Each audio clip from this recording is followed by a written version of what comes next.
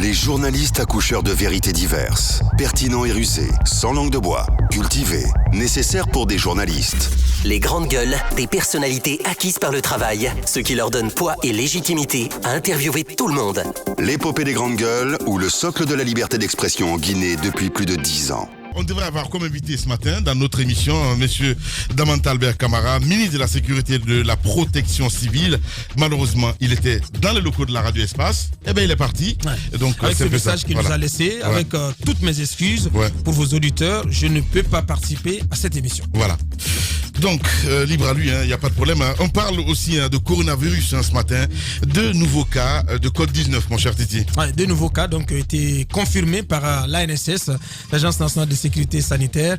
Il s'agit donc d'un cadre du ministère du Budget et de sa compagne qui ont séjourné récemment en France et qui sont revenus, donc qui ont dû attraper la maladie, contracter la maladie plutôt en France et qui sont revenus, qui ont été testés positifs. Donc, je précise un haut cadre, un conseiller du ministre du Budget, donc qui a été testé positif. Et la question aujourd'hui, parce qu'on a vu beaucoup d'informations circuler sur le cas du ministre Djoubaté, qui plutôt fort heureusement a indiqué, pour le moment on s'en tient à cela, il a indiqué n'avoir pas eu de contact physique avec son conseiller, donc qui est testé positif. Pour le moment on s'en tient à cela, il explique, il assure qu'il est en contact permanent avec les agents de l'ANSS et que sa température est relevée régulièrement. Il est en retrait du côté de Kouroussa, donc il est à son domicile, à Kouroussa où il a mené campagne, il a conduit les derniers jours de campagne, où il a coordonné aussi les opérations électorales en faveur du RPG Arc-en-Ciel, le parti au pouvoir, dans la circonscription électorale de Kouroussa. Alors l'inquiétude aujourd'hui, c'est s'il venait à être confirmé, si on venait à faire subir un test à notre ministre du Budget et qu'il se révélait qu'il aurait aussi contracté la maladie via son conseil. Pour le moment, je dis, on s'en tient à ce qu'il dit, à ce qu'il a dit, à confier à nos confrères de Guinée News, en disant qu'il n'a pas eu de contact physique avec son conseiller. Donc, si c'est le cas, je serais très heureux de la part de notre ministre et de notre pays. Mais la question est de savoir, puisque ce conseil, à son retour de Paris, de la France, il s'est rendu 2 jours après au département du Budget, donc à son lieu de travail. Quelles sont les personnes avec lesquelles il a eu des contacts physiques, et est-ce que ces personnes avec lesquelles, puisque le ministre dit qu'il n'a pas eu de séance de travail direct, il n'a pas eu de contact physique avec lui, est-ce que un de ces contacts, une des personnes avec lesquelles il a eu des contacts durant son séjour au ministère du Travail, est-ce qu'une de ces contacts a eu éventuellement des contacts avec le ministre ou d'autres cadres? Donc, on nous apprend que le ministère a été mis en quarantaine. En fait, le ministre affirme que le personnel non essentiel a été prié de rester à la maison. Les locaux ont été désinfectés par les agents de l'ANSS et un kit de contrôle a été placé donc au siège du ministère du Budget. Mais il y a des risques. Toutes les questions n'ont pas été prises en compte. Il y a beaucoup de zones d'ombre qu'il va falloir éclaircir, parce que si il y a eu beaucoup de contacts avec parce que quelqu'un m'apprenait ce matin même que sa compagne aussi serait cadre au même département, au sein du même département, ça reste à vérifier. Et une source m'apprenait que c'est sa compagne, la compagne du ministre du Budget, la compagne du conseiller qui a été confirmé, confirmé au coronavirus, que sa compagne aussi serait la secrétaire particulière du ministre du Budget. Alors, si c'est le cas, ça devient très compliqué. S'il venait que le ministre aussi a eu des contacts avec soit le conseiller ou sa secrétaire qui est la conseillère, qui serait la conseillère de son conseiller, qui serait plutôt la femme de son conseiller, quels sont les contacts possibles que le ministre Ismaël Djoubaté aurait eu dans l'exécutif, soit avec des gens de la primature ou de la présidence ou d'autres membres du gouvernement? Ce sont des questions qu'il faut se poser. C'est inquiétant ce qui se passe, mon cher Antoine. Très inquiétant. Je ne crois pas que le ministre Djoubaté soit assez irresponsable pour ne pas reconnaître s'il a été en contact du cas positif ou pas. Je crois que si ce n'est pas le cas, il le dirait tout de suite. Et donc, au regard des dangers que cela pourrait représenter, on a suivi hier des chefs d'État faire des déclarations, prendre des mesures fortes dans leur pays. Notamment au Sénégal et en Côte d'Ivoire. Où il y a eu des mesures assez fortes, parlant du couvre-feu et tout cela. J'estime, je ne dis pas forcément qu'il faut faire comme ces pays-là, mais il faut prendre des mesures plus fortes par rapport à ce à quoi on assiste. On apprend que l'aéroport de Conakry est fermé à compter d'hier, depuis hier, a été hermétiquement fermé et qu'il y a d'autres mesures qui sont annoncées. J'estime que ce n'est pas suffisant. Jusque-là, on ne prend pas la mesure de la situation. Je rappelle que l'artiste légendaire Manu Dibango est décédé ce matin. Le saxophoniste, il est mort. Orlis Mabele s'en est allé aussi du coronavirus. J'estime qu'aujourd'hui, personne n'est à l'abri de cette maladie. Et en Guinée, on a comme l'impression qu'on attend que les résultats des élections soient donnés définitivement, qu'on soit à l'abri, que les députés soient connus en Guinée, afin que le gouvernement ou l'État soit rassuré qu'il a ce qu'il voulait pour ces élections, afin que désormais qu'on dise clairement ce qu'on prend comme mesure. Alors qu'on est à un stade où on ne sait pas ce qui peut arriver. Tous les Guinéens sont en danger. C'est pourquoi j'estime qu'à part ce que fait l'État à travers son indifférence par endroit au regard de la situation, il est important que nous, citoyens, prenions sur nous la mesure de nous protéger. Les grandes gueules. De mettre pression sur nous en respectant les règles d'hygiène. Il faut faire en sorte qu'entre nous, citoyens, qu'on ne puisse pas tomber dans ce qui se passe. Respecter les règles d'hygiène, c'est quoi?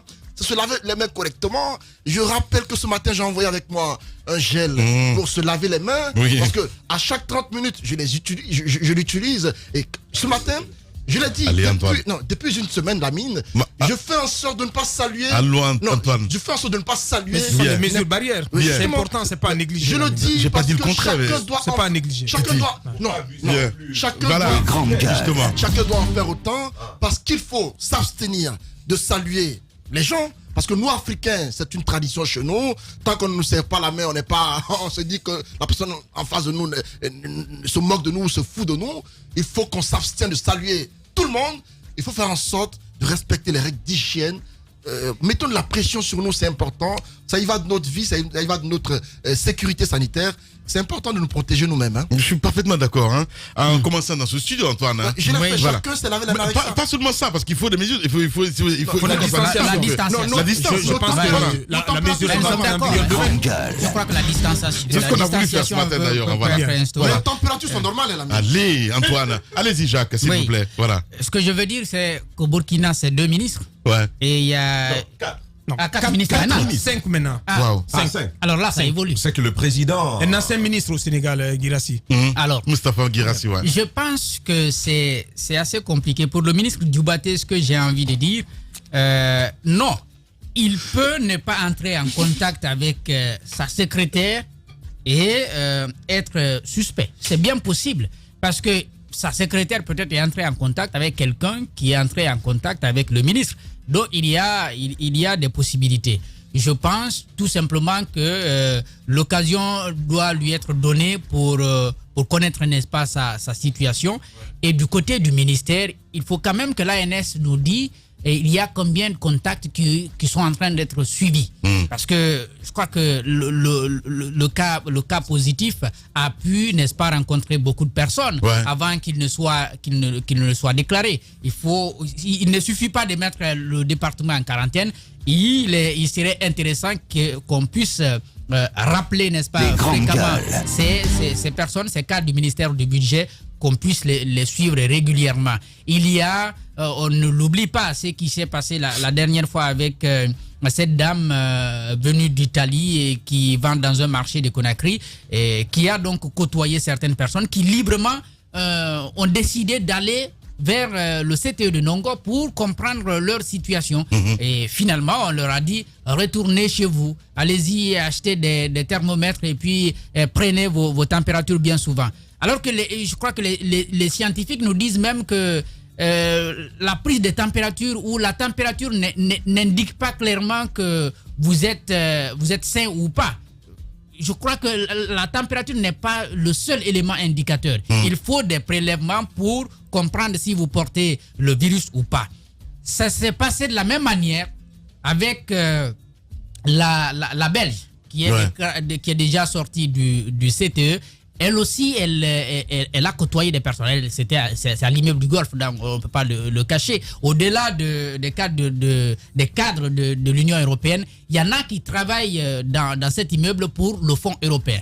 Eux également, ils avaient été appelés. J'ai eu quelqu'un là-bas qui m'a contacté quand il a été appelé. Il me dit, on nous a appelés pour aller, n'est-ce pas, nous tester. Et finalement, qu'est-ce qui se passe? Quand ils arrivent, ils étaient en grand nombre. On leur a dit non. Nous croyons que ce n'est plus nécessaire. Repartez chez vous. Je crois qu'on ne peut pas nous conduire cette lutte-là de cette façon, avec assez de tâtonnements. C'est vrai, l'ANSS tente de rassurer, mais ce n'est pas assez rassurant tout ça. La dernière fois, c'était encore un cas. On est venu à 2. Aujourd'hui, nous sommes à 4. Je crois quand on dit 4, c'est sans le cas du ministère du budget. Parce que quand celui-ci s'ajoute, ça fait déjà 5 là. Il faudrait qu'on puisse, n'est-ce pas, nous aider à éviter le drame. Parce que la Guinée, il y a la maladie, il y a les problèmes économiques. Il ne faut pas que nous l'oublions. Il y a certains qui pourraient souffrir du Covid-19. Il y en a qui ne seront même pas atteints par le Covid-19, mais qui vont souffrir des conséquences du Covid-19 parce qu'économiquement, nous ne sommes pas bien assis. Ouais. Et pour ce qui est de la communication, elle n'est pas en train d'être faite. En tout cas, ce que je constate. Il y a des messages qui circulent, mais rarement d'ailleurs, du côté de la RTG. Je vois que chez nous ici, il y a des messages faits par des artistes, mais également vous qui passez régulièrement. Je crois qu'il faut intensifier, il faut aller au-delà des médias. Il faut que des groupes de communication, des sensibilisateurs soient déjà mis sur pied. Nous sommes dans une situation assez compliquée. Il faut qu'on aille vers les citoyens partout où ils sont pour qu'ils soient, n'est-ce pas, bien informés. Les autres sont déjà dans l'état d'urgence au Sénégal, mais également en Côte d'Ivoire. Peut-être que nous, ça peut attendre, mais on peut intensifier les communications. Jusqu'à quand? J'ai l'impression qu'on a menti. On a menti au peuple. C'est aussi simple que ça, parce qu'avec ces élections, évidemment. S'ils ne sont pas au courant, peut-être que nous, on va les mettre au courant. Au Sénégal, c'est un plan de relance de plus de 1000 milliards de francs CFA. Ouais. C'est un fonds de solidarité qui a été voté par le président Macky Sall. C'est jusqu'à 200 milliards de francs CFA pour accompagner tout ce qui est dette et autres. Et 50 autres milliards pour accompagner les foyers démunis, pour ceux qui ont besoin d'aide. En Côte d'Ivoire, rien que pour le plan de riposte qui est prévu, c'est un peu plus c'est beaucoup plus que 95 milliards de francs CFA. Et tous ces pays ont quand même proposé des mesures communes. Par exemple, en Côte d'Ivoire, on vous dit acheminer de la nourriture à des Ivoiriens qui en ont besoin. Voici une mesure qui est partagée entre la Côte d'Ivoire et le Sénégal. Mais au-delà de ça, il y a cette question de confinement. Pour la Côte d'Ivoire, on parle de confinement progressif. Le président Ouattara est largement revenu là-dessus. Et puis la question de la circulation à l'intérieur du Sénégal, mais également pour le cas ivoirien, les rapports entre la Côte d'Ivoire et les autres nations, tout ceci reste à définir, soit interdire ou réglementer. En tout cas, les services en auront la responsabilité. Pendant ce temps, parce qu'il ne faut pas oublier que on a sciemment tué ce cas, c'est de samedi. C'est du 21. Les deux cas dont on est en train de parler. 20. Les on nous en parle quand au Sénégal. Non, mais les deux cas au ministère. Depuis le 20 mars. Le cas guinéen. On nous en parle quand? Hier. Après les élections. On nous en parle hier. Après les élections. J'irai 3 jours après. On nous en parle 3 jours après. Les Guinéens ne sont pas au courant. Je pense que c'est tolérer le terme. Mais c'est très criminel de ne pas dire aux Guinéens, attention, il y a un risque de mort autour de vous. Je pense que ça, je ne comprends pas. L'ANSS doit tout faire, sauf être politique. On n'en a pas besoin. Et je vais revenir tout à l'heure sur les relations entre l'ANSS et l'Institut national de la santé publique. Ça nous pose aujourd'hui un sérieux problème. Vous allez voir comment ça agit sur le fonctionnement normal, par exemple du CTE de Nongo, comment tout ça fonctionne. Donc dans ce contexte-là, on nous dit finalement, il y a 2 cas au ministère. Vous vous rappelez du cas de Salif Assalfo de la Côte d'Ivoire, revenu dans un vol de Air France, il s'arrange, lui et quelques enfants de ministres, à se soustraire de la quarantaine qui a été imposée à tous les passagers du vol. Incroyable, ben ouais. Mais les Ivoiriens, il n'y a pas s'amusement là-bas, ils se sont levés. Ils étaient obligés de respecter la quarantaine. Ouais. Lui qui a vu ce qui se passe en France, vous savez, ce sentiment, il est très africain. Hein? On connaît la gravité, mais on veut se soustraire parce qu'on est quelqu'un dans la société. Ouais. Ce ministre-là, et je sais qu'il le comprend, on n'a pas besoin d'être contact direct avec quelqu'un qui a développé la maladie pour dire non, moi je suis pas concerné. Non, mais il y a eu beaucoup de contacts. Les portes qu'on a touchées, les poignées qu'on a ouverts au ministère du budget, les gens qu'on a salués, et qui forcément ont salué le ministre par après, qui sait même si on n'a pas toussé en face de lui. Il y a pas mal de choses par mesure de précaution.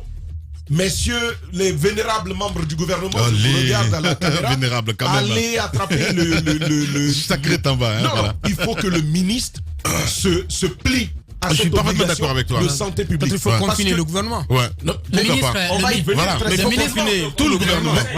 Le ministre Alpha Bari, par exemple, le ministre Alpha Bari du Burkina, il y a eu d'abord des informations que de la même manière que ça se passe avec le ministre Dioubaté, et on a démenti autour de lui. Et finalement, c'est lui-même qui a fait un tweet pour dire, après les rumeurs. Justement, c'est comme Guirassy aussi du côté du Sénégal. Hein, voilà. Je pense que c'est responsable. Les gens, ils ont assumé. Il faut confiner le gouvernement. Les gens, ils ont assumé en toute responsabilité. C'est une très belle hypothèse par ailleurs. Qu'on confinait le gouvernement. Mais revenons au cas de coronavirus dans le contexte guinéen. Moi, j'ai eu un monsieur qui est revenu de France au téléphone il y a quelques jours. Il se sent malade à un certain moment et il décide lui-même d'aller se faire dépister. Il arrive à 9h30. La mine, vous n'allez pas croire, jusqu'à 17h30, j'étais avec lui au téléphone. Il n'avait pas encore reçu en face de lui un seul technicien du centre. De 9h30 à 17h30, il est assis là-bas. À côté de lui, ceux qui sont malades et qui sont alités, qui toussent certainement, et qui y sont. Il est assis là pendant tout ce temps. D'autres cas, provenant du Sénégal, rentrés, qui arrivent, ils disent « dépistez-nous ». Ils posent des questions, mais comment vous vous sentez? On dit non, et pour le moment il n'y a rien, mais on veut voir s'il y a rien. On leur dit rentrez chez vous. Chaque fois on viendra, non. Là on leur a dit nous viendrons chaque fois prendre de vos températures. Jusqu'au moment où je vous parle, à moins que ce soit fait hier, ces personnes n'ont vu aucun élément de ce centre-là. Le problème c'est quoi? Il se trouve, et ça reste un sujet sur lequel nous reviendrons très certainement les jours à venir, le fonctionnement et les rapports entre l'ANSS, agence technique en charge de la lutte contre ce virus-là, et l'Institut national de la santé publique qui définit les politiques les plus globales en matière de santé publique. Il semble que ça ne va pas. Bien. Alors, on va revenir dans la deuxième partie, mon cher Tamar. Tu vas donner d'autres détails, évidemment, avec aussi Alphonse Mara. Et nous irons aussi du côté de Zéré Corée dans la deuxième partie de cette émission. Nous parlerons politique avec quelques leaders qui vont intervenir chez nous sous le coup de 10h. Vous êtes sur Radio Espace. Continuez à réagir sur Twitter. Je m'occupe de vos réactions un peu plus tard. Bienvenue. Longtemps, j'ai cherché d'où provenait cette force. Cette force qui nous pousse à rentrer dans l'arène. À balayer d'un revers la pression qui nous submerge. Une détermination de fer dans un gant de velours. Écouter, motiver, recadrer, ajuster sans cesse les moindres détails, les petits riens qui transforment les rêves en exploits. Pour certains, cette force vient d'en haut. Pour d'autres, elle vient de l'intérieur. C'est ce qui nous rassemble. Ce langage qui nous unit, ce qui nous permet d'amener une équipe vers le succès, sous les applaudissements de nos fans. J'ai longtemps cherché d'où provenait cette force, et la réponse est une évidence. Adafo Média, l'excellence, la perfection, la précision, la référence de la sous-région. Adafo Média, le futur, vivons-le ensemble.